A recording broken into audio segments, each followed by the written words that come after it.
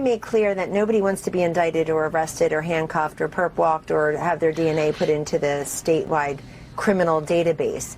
Having said that, if you take the long view, it'd be hard to see how this doesn't benefit President Trump, because it plays right into what he has always said, which is they're out to get me, which means they're out to get you, the voter, the 74 million people who supported him in 2020. That's not a base. That's a large percentage of the country.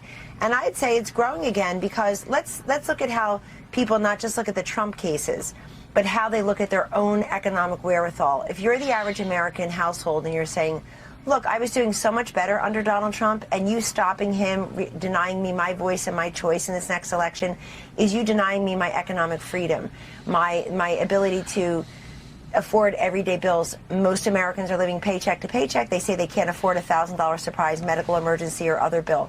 Now, for Trump, and just in full disclosure to your audience, I've discussed this with President Trump one-on-one, this case, and I testified to the Manhattan grand jury in this case.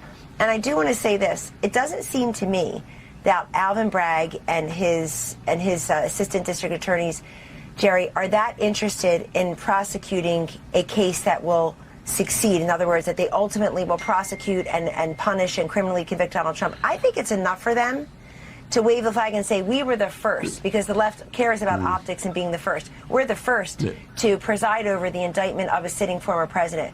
But they have to think, I think the brushback and the delay here is because they know it's weak, and they've tried to build a case based on the testimony of Michael Cohen and, to a lesser extent, Stormy Daniels. You simply can't do that. The letters from 2018 made clear they said there was no affair.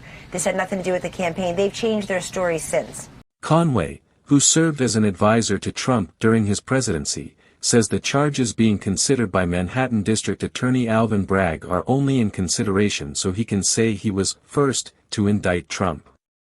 Conway, who said she has discussed the potential indictment with Trump and testified before the Manhattan grand jury, also said that she sees the case only helping Trump's electoral chances.